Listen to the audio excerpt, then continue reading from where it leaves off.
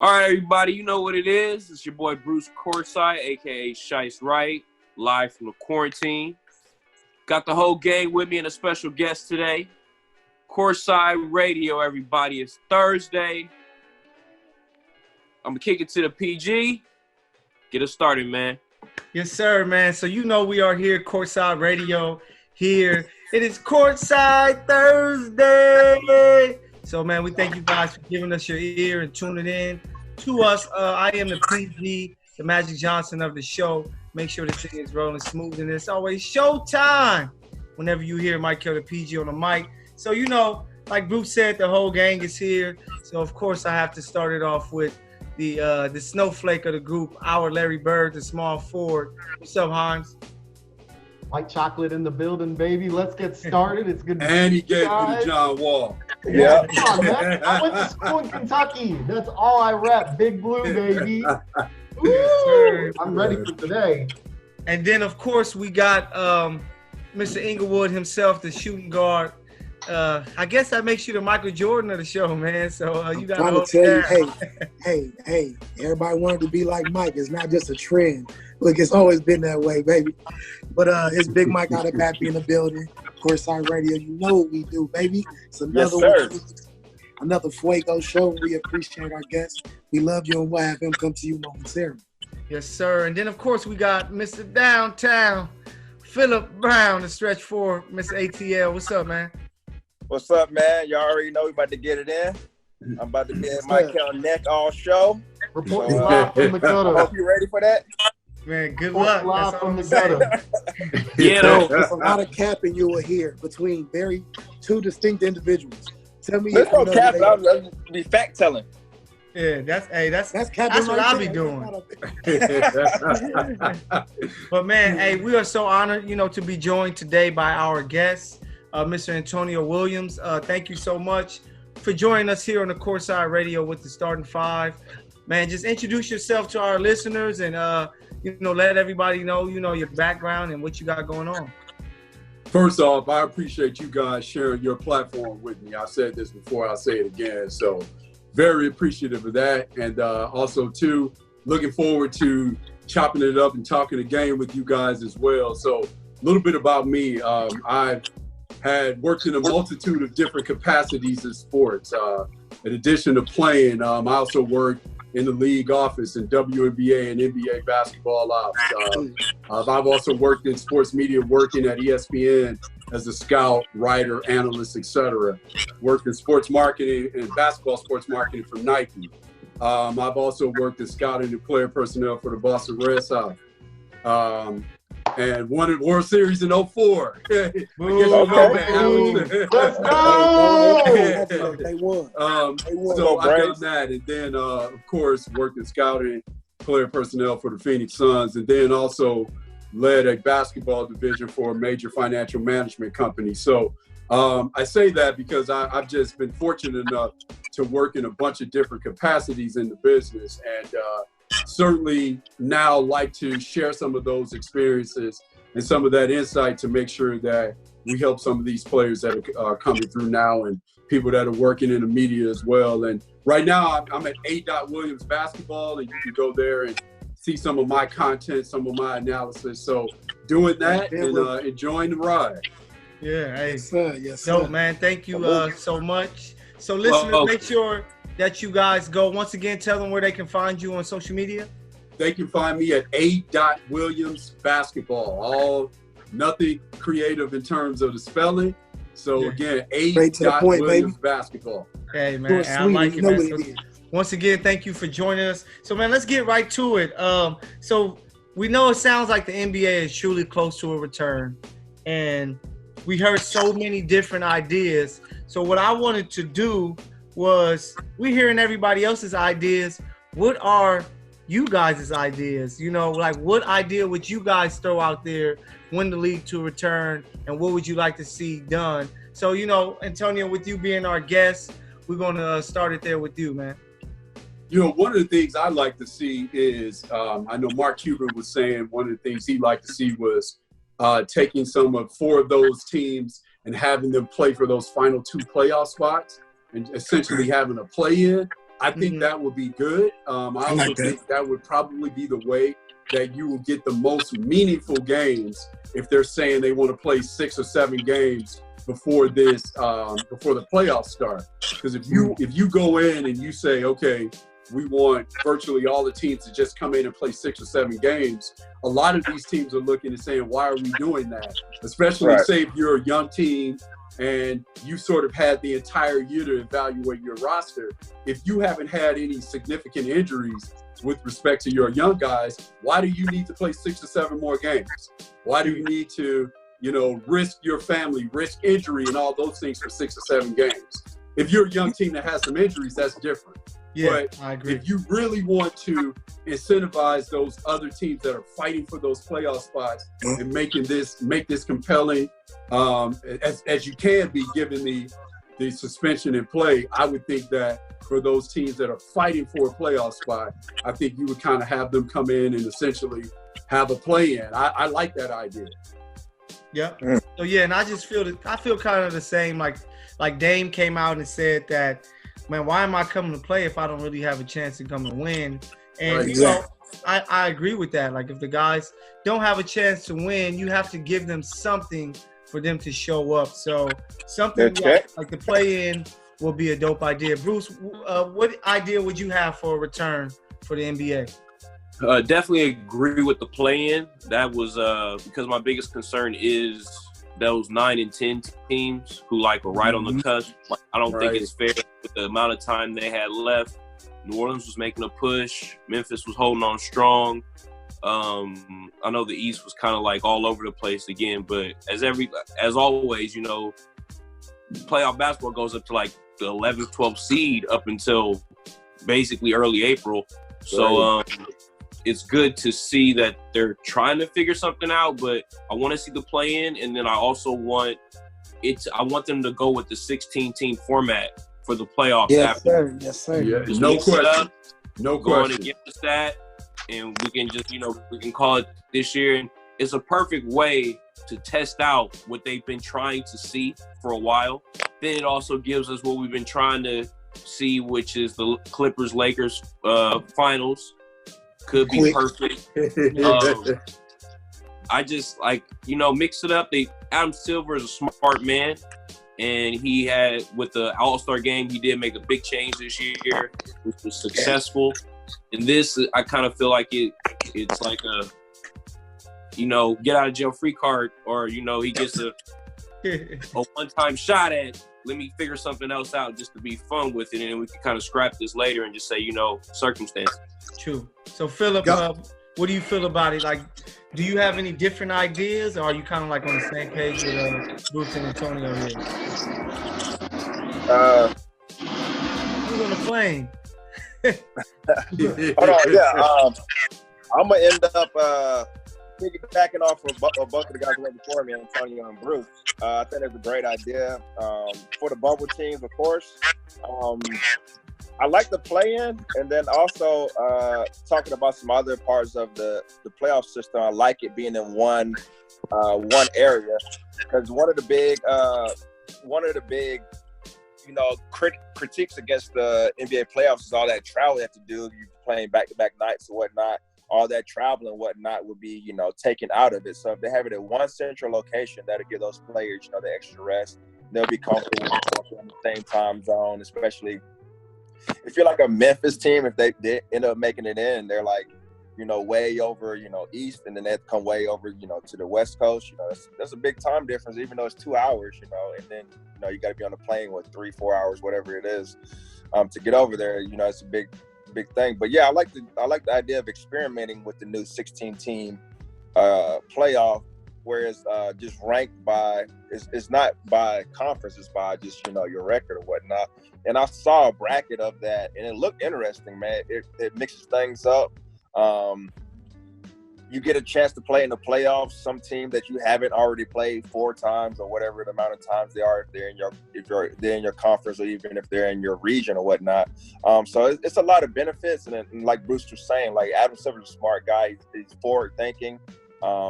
So I think there's a lot of opportunity to experiment with this special situation and circumstances. So I just want basketball back in general. So whatever they decide, I'm down. All facts.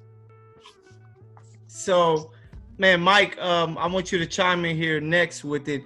Like, so what would a team like, say, Philadelphia? Because right now Philadelphia is the 5th seed, and they'll be going up against, I believe, would it be Boston?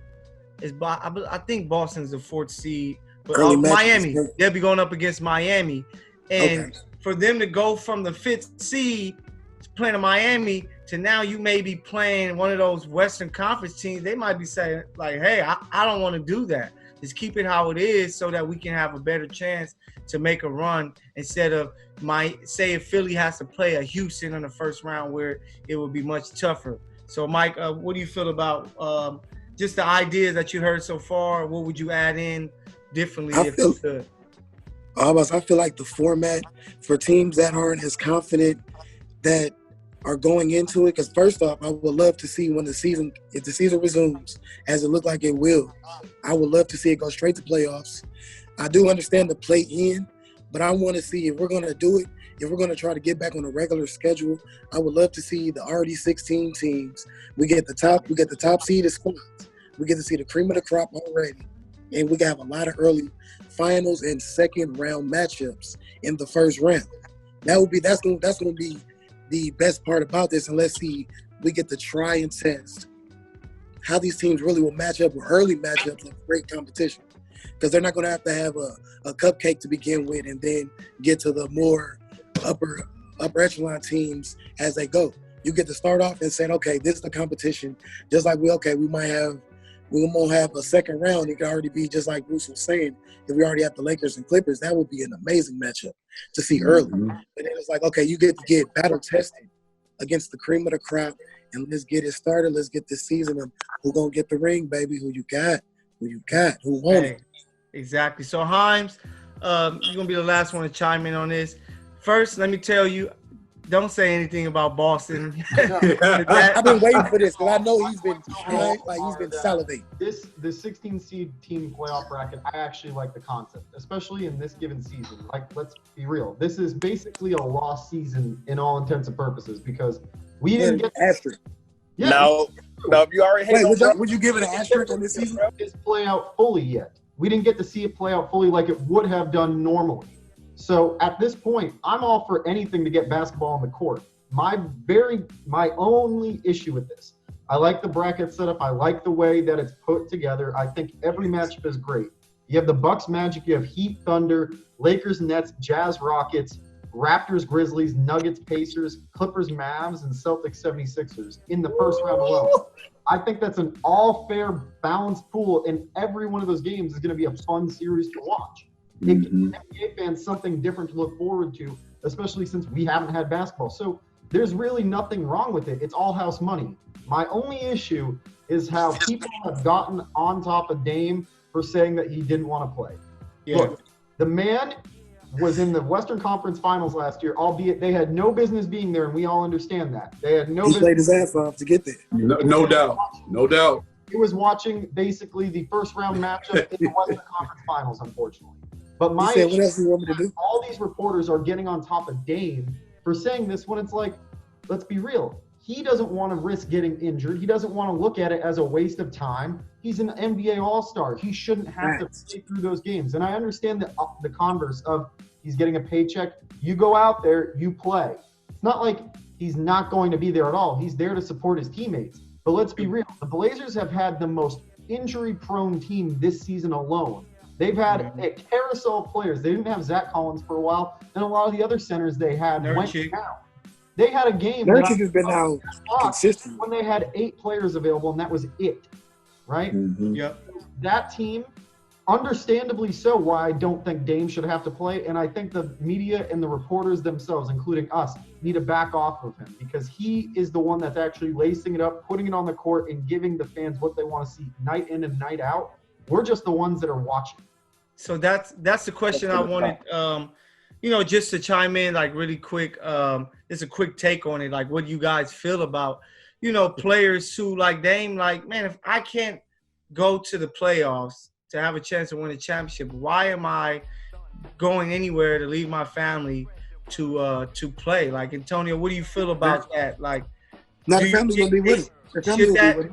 Should that make them change up like any process of playing the 5 games? Well, Antonio, you said that you've been around the NBA, you've been around front offices, you know what it's like. Mm-hmm. Right. You're in the situation to dictate whether or not your star player, right, was going to play for those 7 games and you did not make the postseason. Would you want your star player playing those games out? No, to your point, Alex, like for me, I think, again, if you're not on the cusp of making it to the playoffs, and if you are a young team that's sort of looking to develop your players, so let's take Atlanta, for example. I can understand them wanting to play those 5 or 6 games because there's a chance their guys have been hurt all year. They're young guys. They haven't had a chance to see their full complement of players together. There's a chance that Capella might play. So for them, those 6 or 7 games may be valuable just to see what they have. But that's an extenuating case. But most of these young teams, for example, that are looking to develop their talent, you've had all year to look at these guys. Mm-hmm. So 6 games, really, that's not going to – if you don't know what you're looking at after 70, 76 games, 6 more games aren't going to help you arrive at a decision in terms of evaluating guys. But if I'm also one of those a team that doesn't have a chance to make the playoffs, and I do have a transcendent player that's already established himself as one of those. Mm-hmm. I mean, we had an issue right now where everybody's talking about a load management, right? Yep. Essentially, I would want to take my star guy and load manage him. You don't need to play these 5 or 6 games. I already know who you are. Dame Lillard's on a Supermax deal. Why do you need to play these 5 or 6 games? You know, it's to me, that doesn't make any sense. And then I'll say this one, and going back to the first question, I just want to say this really quick, because I had some personal experience with if you go 1 through 16 or not. So right before I got to the Suns didn't make the playoffs, and they won 48 games, mm-hmm. which would have made them a 4 seed or a 3 seed in the East. Yep. So, you know, so if you look at that and you look at that 1 through 16 that everybody is sort of trying to get to and trying to push toward, which we would like to see, the reality is, and this guy over my shoulder is kind of apropos for this conversation, the West has been deeper than the East for almost 35 years now. We just haven't paid attention to it because that cat was playing in the East, right? So, like, we see this kind of imbalance for a long, long time. And that personally impacted me because we had meetings in free agency trying to get meetings with Pau Gasol, trying to get meetings with LeBron, and they're looking at us and they're like, yeah, you're a lottery team. Well, technically we are, but we won 48 games. So, like, just getting to that 1 through 16, I think would be great. I just wanted to say that because I just had personal experience with that, and I just wanted to share that with the group. Definitely. Yeah, no, that's a great take. And when he was saying, listeners, I know you can't see us, but who he was pointing at was the real 23. Thank that's you. Michael Jordan jersey. Yeah. Sorry, Philip. Jordan. Sorry about that. I said nothing. No, I just wanted to let you know. You got that look on your face, Phil. You got that you look. seemed a little sad. I'm sorry, Phil. Yeah, He got that look like I thought Hey, LeBron was the real 23. Hey, I love LeBron though too, man. Yeah. All Yeah, right. so I'm not an either or guy. He a hooper, but he a hooper. He a true I give him hooper, that. Michael. He a Like hooper. both. I give him that. He a hooper. Hey, so speaking of the real 23 and the team that he played for, the Chicago Bulls, this week's Throwback Thursday Player of the Week is the one and only number 7 for that squad, Tony Kukoc. So, listeners, And make he had sure a lot of help. He had a lot of help. man, we'll get out of here. Hey, make sure you guys go and check out Courtside Radio Excuses coming in. so that you can see our Throwback Thursday Player of the Week, Tony Kukoc, who was, a really good foreigner at a time where there weren't as many of them, but, the guy was a baller. He wasn't Kevin Love, Kyrie, D-Wade, or Chris Bosh. You are underselling Tony Kukoc and his. He made the way, though. True, like they dogged him in the Olympics, and then he came back and said, "I have to hoop against y'all for real." Yeah. Like, what do you say? And he played well the next Olympic. But yeah, Like that was Talk Lamar to him. Odom before he got to the league. That's not front. Nah, The he exact wasn't, skill he set. wasn't Odom. Mike taking it too A far. tall, Nah, a he tall wasn't lefty Odom. on That- the point forward. The handle was different for LO. Mike's Yeah. been muted. So throwback Mike Get has a been dick, muted get a for dick, that Hans. terrible take. But yeah, Throwback Thursday Player of the Week, Tony Kukoc. Make sure you guys check out our Courtside Radio Instagram page so you can see highlights of him going to work. Once again, Courtside Radio with the starting five. We are here. We got our special guest, Antonio Williams. The whole five is here, man. It's lit.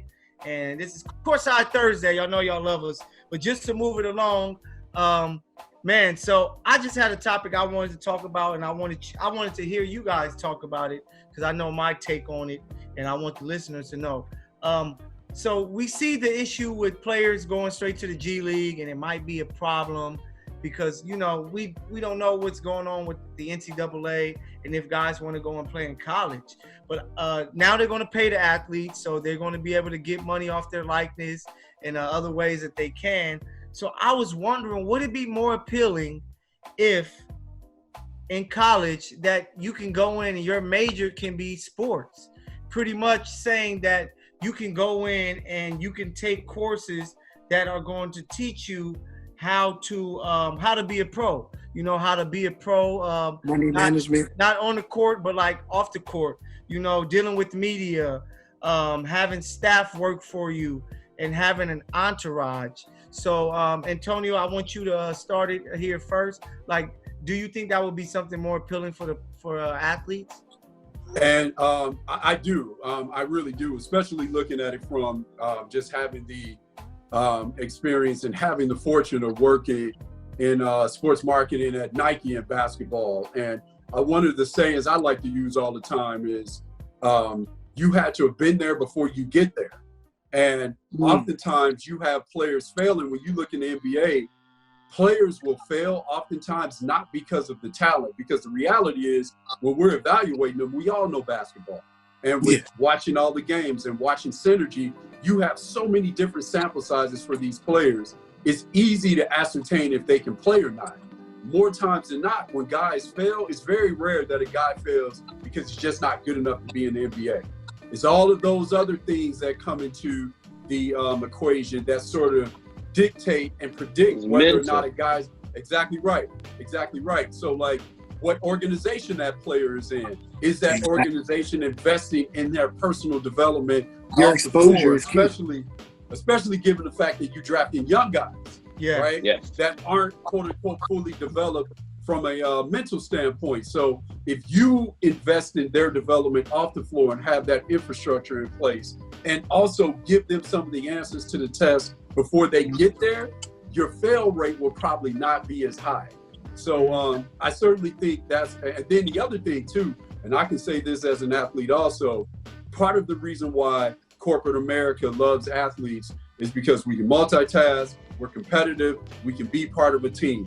So all of those aspects are good for when you go and work for a company. But when you play basketball in particular, it's a 2-semester sport. So with you being so competitive, you are always self-diagnosing and figuring out the answers to your own problems. That's part of being an athlete. That's part of being competitive.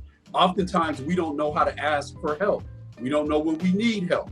And with it also being a 2-semester sport, we often miss out on internships. We miss out on studying abroad. All of these things that the normal student gets a chance to partake in and embark on that will help them in their respective careers once they graduate. Those are things that oftentimes we don't get. So we need to have those built into our curriculum when we go to represent these universities, especially when you go and do it at the highest level you're going to play in the league or be a pro.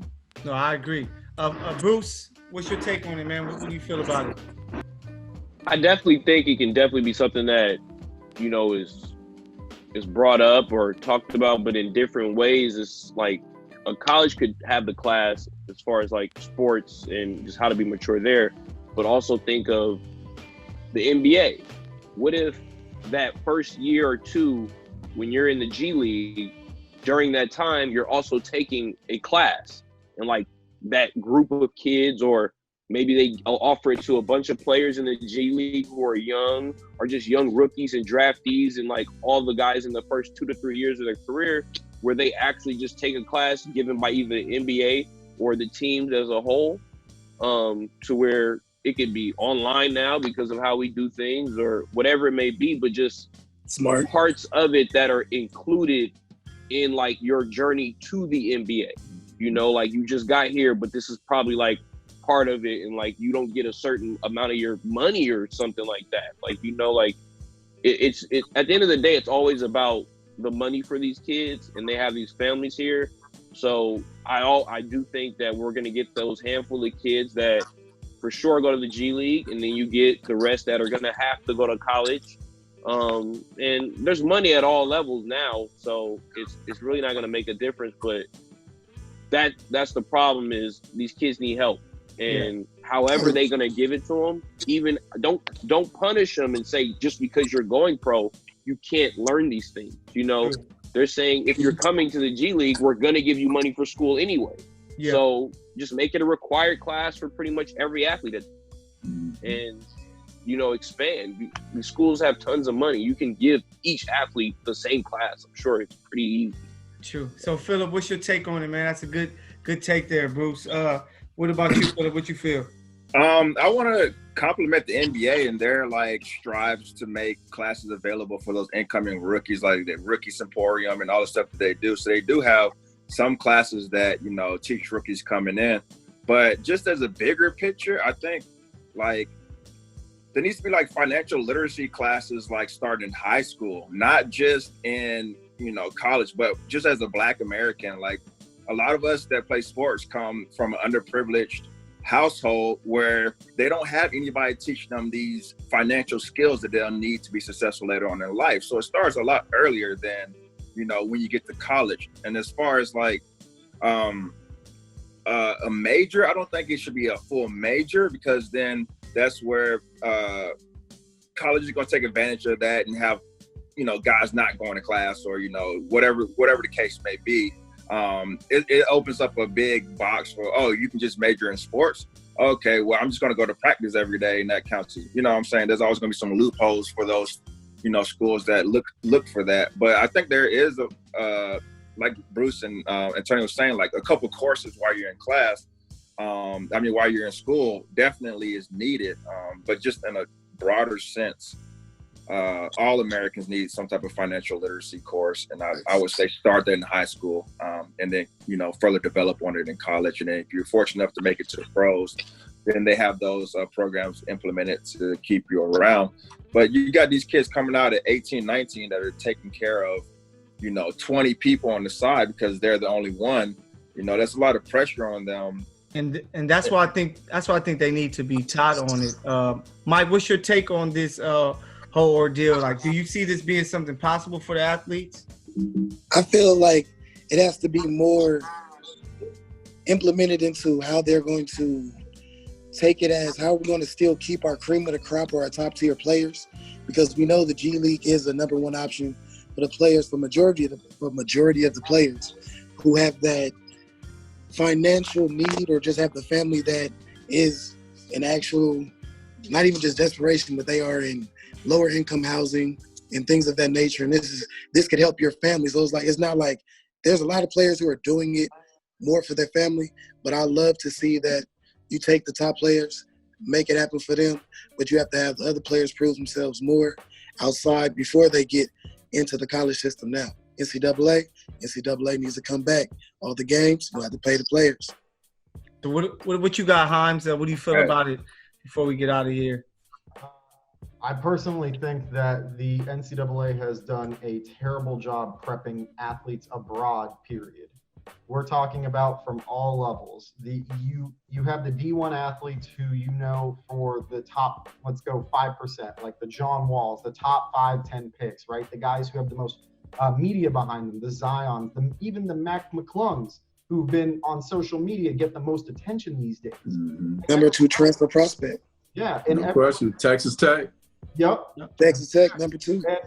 And everyone else becomes an afterthought. So it's important that every kid gets given some type of course, whether that's immediately while they're actually on campus or on the side, they have coaches that actually duel as either people who help athletes start to learn how to manage their bank account, have them start learning how to do Money management on the side, give them something, because it's not just like you need a little bit. Athletes as a whole need a system for post-playing career.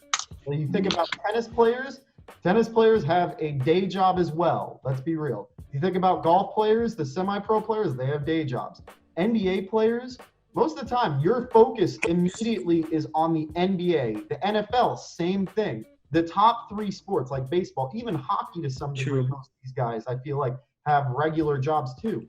You know, everyone needs their fair share of help, and the NCAA hasn't done enough to actually give athletes as a whole that help that they need. So it's time that they step up and possibly pair with these sports to give them those advantages. Real life economics, baby.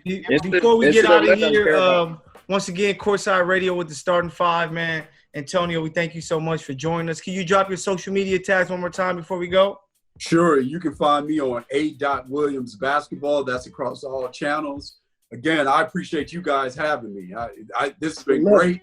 I hope we do it again. This has been awesome. I appreciate you. Courtside Radio.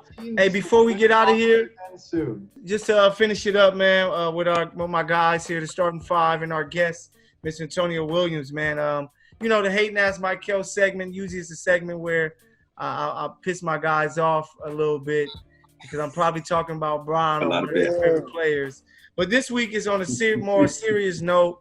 Man, I just have to hate on what's going on with in Minnesota, or what happened.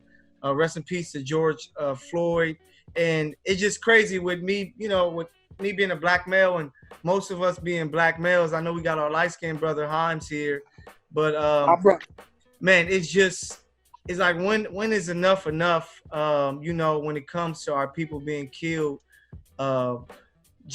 Man, a guy couldn't breathe and they wouldn't take it, and now his life is gone. I don't know if you guys seen, but he was someone that was really close to Steven Jackson, who's doing a great job with his show with Matt Barnes. But man, it's just an issue that we have to solve as a people, as a country, and as a world with the things African Americans just go through in general, man. So I just had to bring that up because I just think it's something that really has to be discussed. And the bigger the platform you have, the bigger name that you have, that you can't forget about what's going on. You know, these guys can be convicted for murder, which they should be. We can't stop there. It must continue to be a conversation because it just seems like it's just something that's been going on forever, and we need to try to fix it.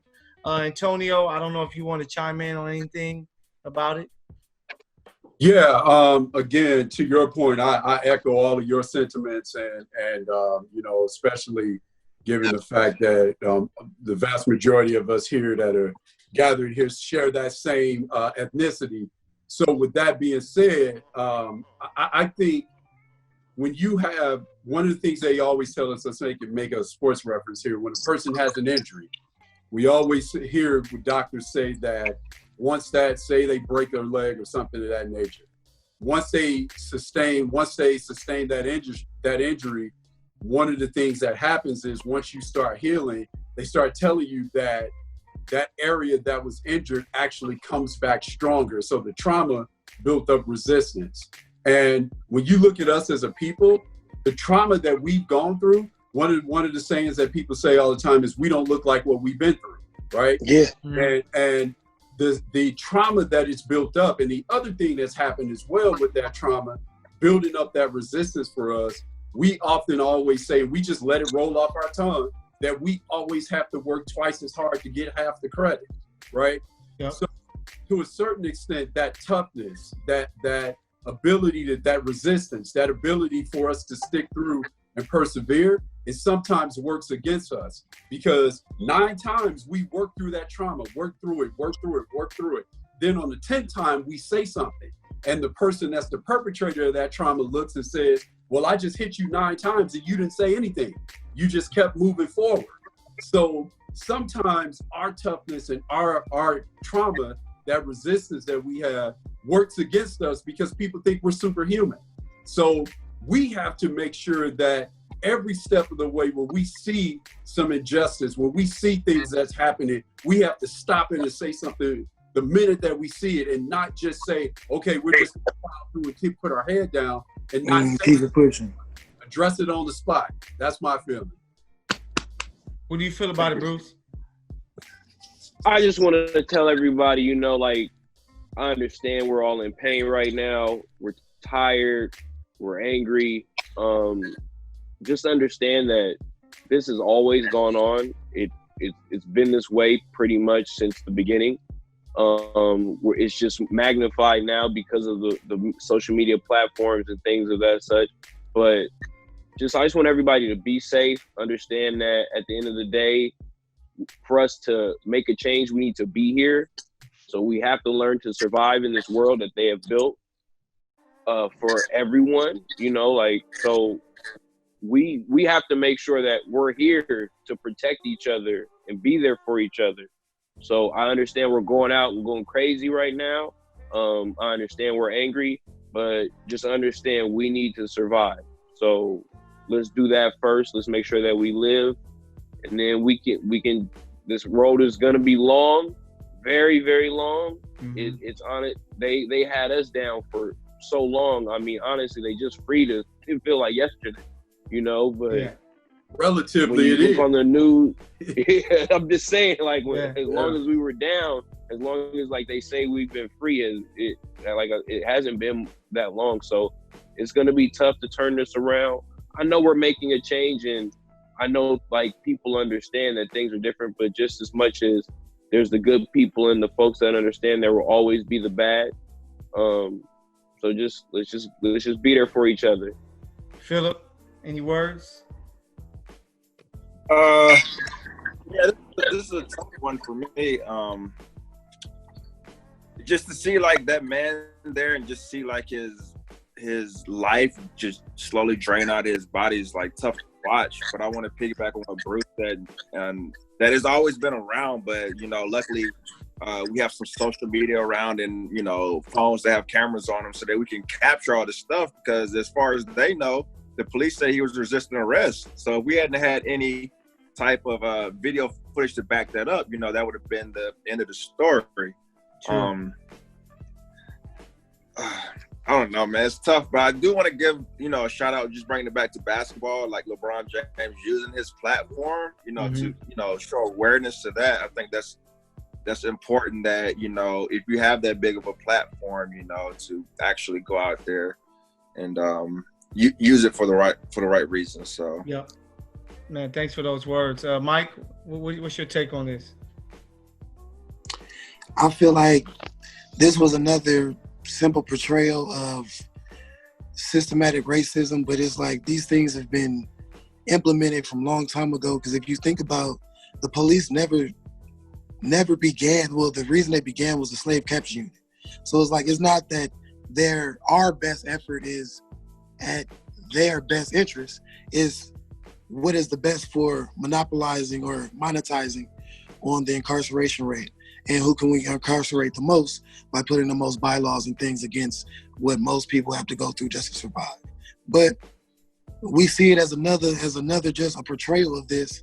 And it's like, you at some point you get tired, but it's like, if you want to see different, you have to act different. If you want to see change, you have to be the change you want to see. There's no reason that people want to still talk about it when we all know this has been going on for generations. This ain't nothing new. Everybody could talk about it. Let's vote. Let's do that. No, we really have to come together and make a real change. Yeah, and hey, that's perfect words, man. And I think that is real, man. Like, it's been going on for so long. Like, I had a couple buddies. I had a friend last year who was killed by the police, and a friend who about 5 years ago was killed by the police. And it's just something that's real and something that we have to deal with. So, Himes, you know, with us being African-American males, you're going to have a different take on this. So, man, what's your feeling on this whole ordeal? Look, 2 points I'll start out with. I've always steadfast said, you know, this is a show, regardless, it's with minorities.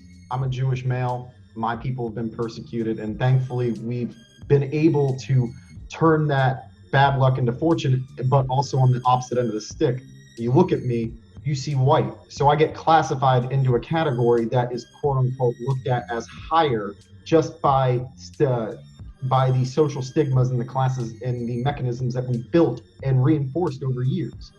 You know, I wrote a paper in college about how MMA and martial arts in general, its foundation was actually founded in Christianity. What you see after the ends of fights, when you see fighters going and doing the cross on their chest or looking up and pointing to God, that's all based in the origins of Christianity, of which was founded with the MMA originally when you look back at mixed martial arts fighting back decades ago. And you see that now, and I mentioned that point because Mike hit the nail on the head. You talk about how the police force was founded. When you have an origin point that says a specific thing and that points out that we are putting this together to go after people that we view as lesser than equal, no matter what you do, including the evolution of that, you can try and weed it out. But until you address the original point and the creation point, then there's not going to be any change that can be seen.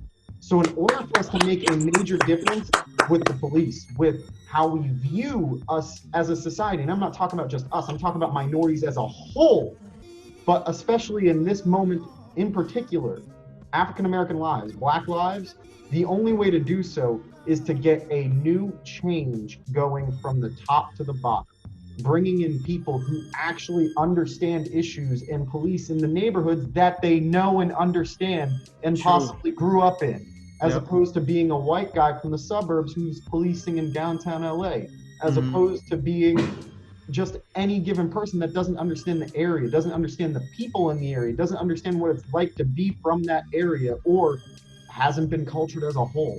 This is just true disgust.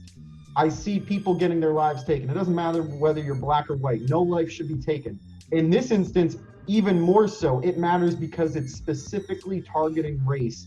And we take a look back and see how Kaepernick takes a knee. And here we are seeing a police officer, a white police officer, that has been noted to have multiple issues with racial violence in the past, doing the same thing on someone's neck that eventually led to their death. Didn't we see this a couple of years ago when someone basically said the same thing, I can't breathe, who got pulled down, who was killed while he was supposedly stealing a pack of cigarettes? Yeah, and it's just an absolutely disgusting place where we are in society. And the athletes, it's up to guys like us.